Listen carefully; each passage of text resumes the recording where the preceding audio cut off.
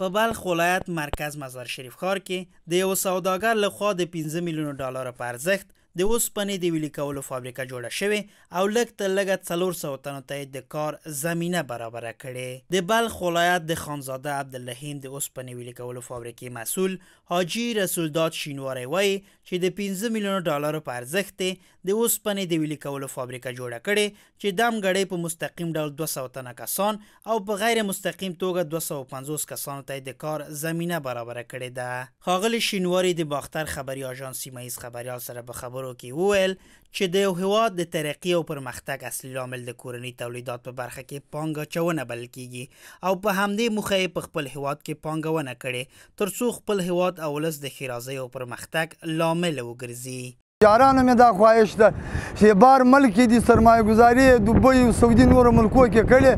را دي چې دا خپل ملک دی جوړ کړي چې پردي ملک ته ځي او هغه ښایسته هغه تېري خپل ملک دی ښایسته کړي چې دایمي کې و چې دا زموږ ملک ده دا د موږ باندې حق لري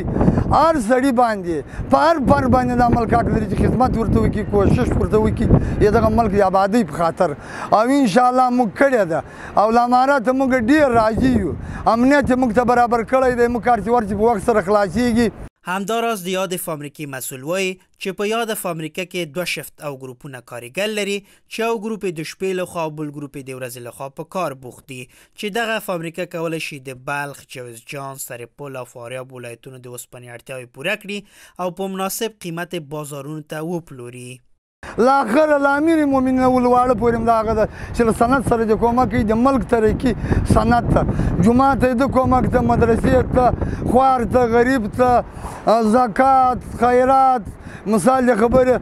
کارګرو ته ټولو ته د صنعت کومک ته تجار خو یو لپاره مال راوړي هلته محصول ورکړي په خپله لارې صنعت په هر شي کې کومک ته بس امارات مې موږ دا خواسته چې له آخر سلګۍ پورې د صنعت سره خپل کومک. همدارنګه د یاد فابریکې مسئول حاجی رسولداد شینواری د هیواد څخه بهر ته تللي ټولو تجارانو او سرمایه ګزارانو نه غوښتنه وکړه چې په خپل هیواد کې پانګه اچونه وکړي ترڅو هیواد د پرمختګ او ترقی لامل وګرځي او هم خپلو هیوادوالو ته پکې د کار زمینه برابره شي.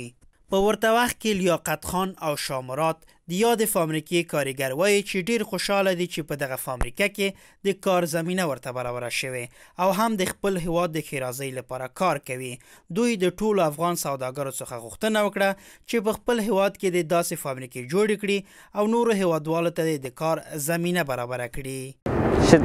Şirketler işlesin, siyahlar iş yapıp tekesin. Şu garip karlar şu işlerden işlep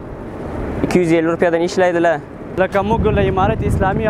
ډېر خوشحاله یو موږ دا تقاضا ورنه کوو چې نورو تجارانو ته بلنه ورکړي او راشي دلته خپل سرمایه گذاري وکړي شرکتونه جوړ کړي غریبانانو ته د کار زمینه مساعده کړي او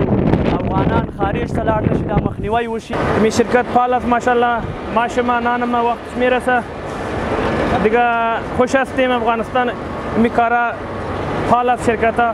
د یادونې وړ ده چې په بلخ ولایت مرکز مزار شریف ښار کې دا د اوسپنې لومړۍ فابریکه ده چې د یاد ولایت ګڼ شمېر خلکو ته پکې د کار زمینه برابره شوې.